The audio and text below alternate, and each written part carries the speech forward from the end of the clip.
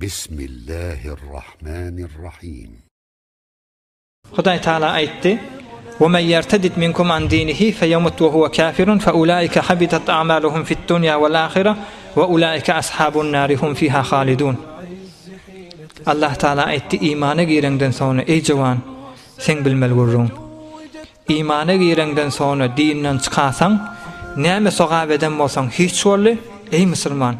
Näme sogab eden bolsaň hiç bolly, şo ýagdaýda da tawba etmän gidasan hemişe cehenneme diýdi. El-istihanatu bil ma'siyeti kufrun diye Hanefi mezhebin akidasında. Eger günahını yeňil saýsaň kufur diye dinden çykarýar diye.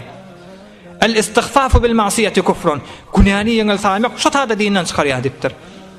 El-istihlal bil ma'siyet kufrun. Ay näme müşkili bar diýähimde halal tasavvur etmek bidi dinden çykarýar dipdir.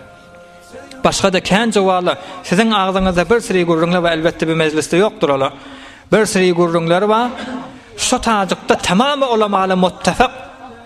ulamalar muttafaq dinden çykdy ol adam tamam boldy diye emme mutaessifane her mahallede de 100% bardaşo.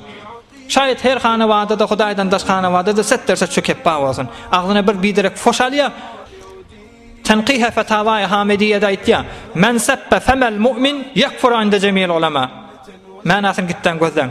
Her kim musulmanyň agzyny sevse, musulmanyň agzyndan Hudaýyň ady çykýar, musulmanyň agzyndan iman çykýar, musulmanyň agzyndan Qur'an-ı Kerim çykýar. Agzyny tohine dahamda biderek lafızlar bilen agzyny sevwasa, agzyny tohinesi yakfur inde jemil ulama. Tamam ulamalar muttafaq dinden çykdy diye. Näme dip Qur'an-ı Kerim'iň çykýan ýerine bir ihtiram etdi diye. Jawablar bilýänler men näme diýjek bolup oturanymy. Gaw düşünýänler musulmanyň agzyny tohinetsen. Musulmanyň agzyny sevwasaň şo taýda dinden çykýan. وَمَا يَرْتَدِدْ مِنْكُمْ عَنْ دِينِهِ فَيَمُتْ وَهُوَ كَافِرٌ فَأُولَٰئِكَ حَبِطَتْ أَعْمَالُهُمْ فِي الدُّنْيَا وَالْآخِرَةِ لَئِنْ أَشْرَكْتَ لَيَحْبَطَنَّ عَمَلُكَ.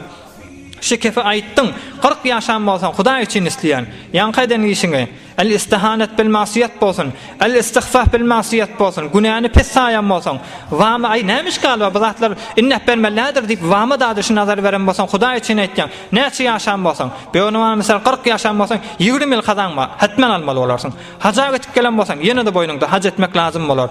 20 ýyl aradan hatman kaza etmeli bolarsyň. Çon leýin aşrakta la yahbatanna amaluka we la takunanna minel khasirin. Allah Teala aýtdy: "Şuhy menäme dinden bir çykandan sonra hemme zadyň perwenden saf edernipdir."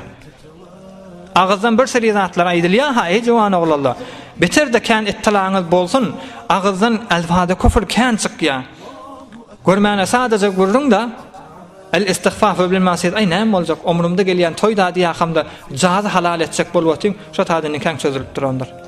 Men muhim etdiýänim gurrunum şun şeriýeti İslamyda Sa'dettin Taftazani Allame Şerh Haqaid Ehli Sünnetin aqidasyny kitabyny ýazyp gurrunam bulan hemmesi. Bir günahny halalleýmek ýa bir günahny kiçeltmek ýa şon iji saýmak ay özü bir ay näme aýdylmany ýalak bolmasa bolmar diýsek şo taýda dinden çykdy diýe. Ondan şim diliňe gaýym bar.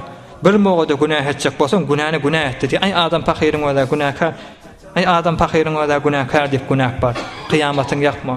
برای مشاهده ویدیوهای بیشتر به کانال یوتیوب سخنرانی های علمای ترکمن سر بزنید، مشترک بشید و منتشر کنید، اجر ببرید.